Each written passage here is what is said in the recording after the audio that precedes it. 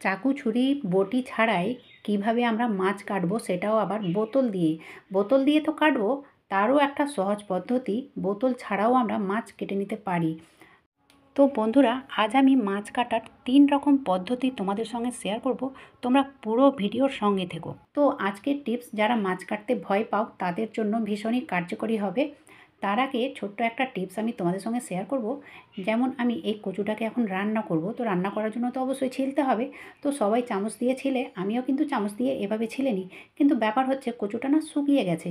তো চামচ দিয়ে তো কোনো মতে ছিলা হবে না, আর যদি বটি দিয়ে ছিলতে যাই কিংবা চাকু দিয়ে ছিলতে যাই তো অনেকটা বাদ চলে যায়, ঠিক আছে? তো আমি চামচ দিয়ে ছিলবো, কিন্তু ছোট্ট একটা টিপস আমাদেরকে ফলো করতে হবে। কারণ আমরা যদি ইচ্ছে করি না, মানে একটু বুদ্ধি খাটালে কিন্তু সব কাজ আমরা সহজভাবে করে নিতে পারি। তো সর্বপ্রথমে যেটা করতে হবে, কারণ রান্নাঘরে শুধু একটা কাজ থাকে না, আমরা হয়তো কী করব, এই কচুটাকে 5 মিনিটের জন্য নর্মাল জলে আমরা ভিজিয়ে রাখবো 5 মিনিট। 5 মিনিট অন্য কাজ করব, 5 মিনিট পরে আমি ফিরে এলাম।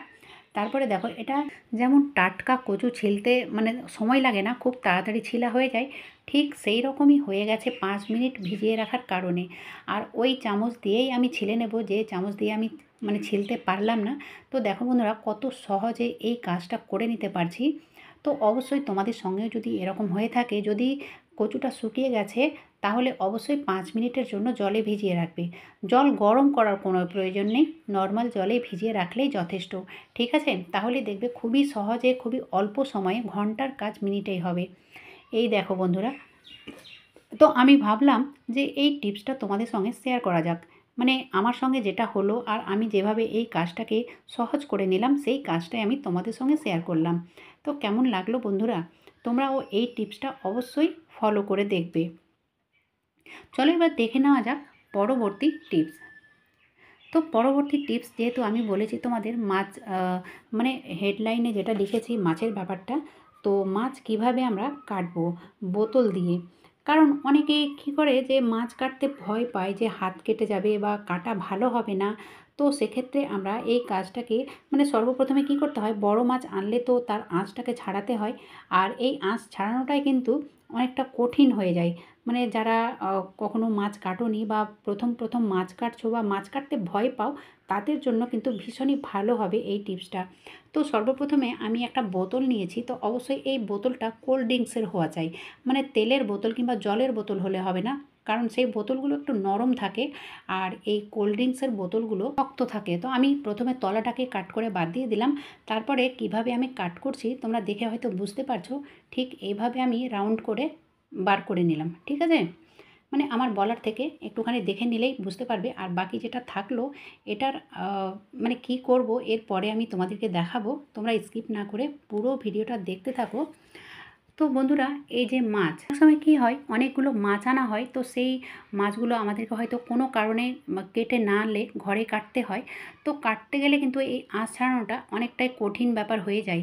তো বন্ধুরা, আমি যে বোতলটা কাট করলাম, মানে ওই টুকরোটা কাট করলাম, ওই বোতলের টুকরো দিয়ে এইভাবে যদি আমরা মাছের আঁশটাকে ছাড়াই, তাহলে দেখবে চাকু ছুরি বটিতে যতটা সময় লাগতো তার থেকে অর্ধেক থেকেও অর্ধেক, মানে খুবই অল্প সময়ের মধ্যে আমরা আঁশগুলোকে ছাড়িয়ে নিতে পারবো। আর এটা যেহেতু ইলিশ মাছ, তো ইলিশ মাছ বলে না, যে কোনো মাছ, বিশেষ করে যদি ছোট মাছ আনা হয় আর এই আঁশ ছাড়ানোর ব্যাপার থাকে, সেক্ষেত্রেও তোমরা কিন্তু এই বোতল দিয়ে কিন্তু না খুব সহজে আঁশগুলো ছাড়িয়ে নিতে পারো। আর এই বড় মাছের তো কোনো মানে গল্পই হবে না, খুবই তাড়াতাড়ি কাটা হবে, মানে আঁশগুলো ছাড়ানো হবে আর কি, ঠিক আছে? তোমরা একবার করে দেখবে, কারণ এইভাবে করে দেখলে কোনো এক্সট্রা খরচ হবে না, কোনো খরচই হবে না যে এটা করে দেখলে এটার জন্য আলাদা আবার খরচ হবে, সেটা না। তোমরা ট্রাই করে দেখবে, তারপরে কমেন্ট করবে যে হ্যাঁ কেমন মানে লাগছে আর কি। আর সবথেকে মেন কথা হচ্ছে কি, এইভাবে যদি আঁশ ছাড়াতে যাও, তাহলে না কোনো মতে হাত টাত কেটে যাওয়ার কোনো সম্ভাবনা থাকবে না। একবারে নিশ্চিন্তে তোমরা এই কাজটা করে নিতে পারো এই বোতলের টুকরোটা দিয়ে। আর এটা দিয়ে খুবই সহজে, খুবই তাড়াতাড়ি কাট করা হয়ে যায়।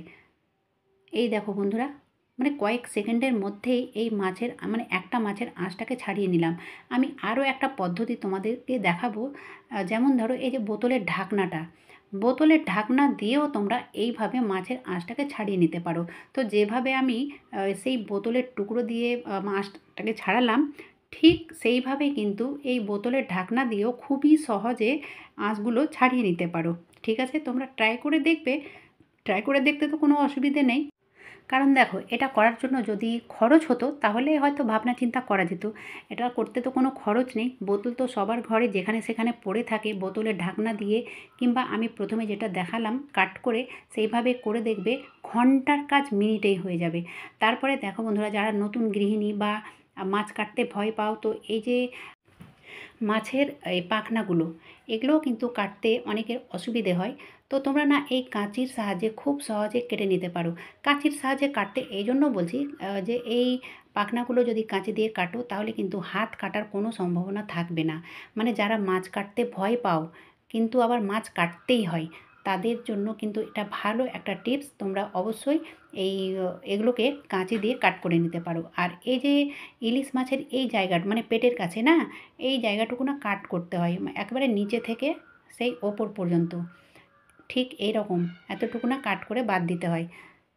নইলে কিন্তু খাওয়ার সময় মানে এগুলো বাদ দিতে হয়, খাওয়ার সময় তো খাওয়াই যাবে না ওই জায়গাটুকু, তো অবশ্যই ওই জায়গাটুকু কাট করতে হয়। চলো এবার দেখে নেওয়া যাক পরবর্তী মানে টিপস। পরবর্তী টিপসও হবে এই মাছ নিয়ে। তো আমি যেটা দেখালাম বোতল দিয়ে বন্ধুরা, তো এবার দেখো বোতল ছাড়াও কিন্তু আমরা মাছ কাট করে নিতে পারি। তো সেটা হচ্ছে কি, এই যে ছাকনা, এই যে স্টিলের ছাকনাগুলো থাকে প্রায় প্রত্যেকের রান্নাঘরেই থাকে। তো তোমরা যদি বোতল দিয়ে কাট করতে না চাও, সেক্ষেত্রে তোমরা এই স্টিলের যে হ্যান্ডেলটা রয়েছে ধরার, তো সেটা দিয়ে খুবই সহজে এই মাছের আঁশগুলো ছাড়িয়ে নিতে পারো। খুবই সহজে, মানে অতিরিক্ত কম সময় লাগবে। আর কোনো ভয় থাকবে না যে হাত কেটে যাবে বা কিছু হয়ে যাবে, কোনো সম্ভাবনা থাকবে না মানে দুর্ঘটনা ঘটার। তো অবশ্যই তোমরা এইভাবে ছাকনা দিয়ে হোক কিংবা বোতল দিয়ে হোক কিংবা বোতলের ঢাকনা দিয়ে হোক, তোমরা এই মাছের আঁশগুলোকে ছাড়িয়ে নিতে পারো। আর যে মাছের পাখনাগুলো থাকবে সেটা না কাঁচির সাহায্যে কাট করে নিতে পারো। চলো এবার দেখে নেওয়া যাক যে বোতলটা আমি কাট করেছিলাম, তো সেই বোতলটা আমি কী কাজে লাগাবো। তো এটা তো কাট করাই ছিল, তো একটুখানি শেপ সাইজটা ঠিক করে নেব। এই দেখো, ঠিক এইভাবে তোমরা দেখে হয়তো বুঝতে পারছো এই জিনিসটা কী কাজে লাগবে। আমাদের রান্নাঘরেই কাজে লাগবে। চলো দেখে নেওয়া যাক রান্নাঘরে কী কাজে লাগবে। তো এই যে আটা, আটা তোলার জন্য আমাদের কিছু লাগে। তো বন্ধুরা, খুবই সহজে আটা তোলার জন্য এই বোতলটা আমাদের কাজে লেগে যাবে। তো এইভাবে তোমরা বোতল কাট করে আটার জারের মধ্যে রাখতে পারো কিংবা চালের মধ্যে রাখতে পারো কিংবা ডালের মধ্যে রাখতে পারো। তো এইভাবে বোতলগুলো না ফেলে এইভাবে আমরা কাজে লাগিয়ে নিতে পারি। ভিডিওটা যদি তোমাদের ভালো লেগে থাকে তাহলে ছোট্ট একটা লাইক করার সঙ্গে চ্যানেলে যদি নতুন হয়ে থাকো তাহলে সাবস্ক্রাইব করে নিও। আজকের মতো এখানেই শেষ করলাম। এতক্ষণ আমার ভিডিও দেখার জন্য অসংখ্য ধন্যবাদ।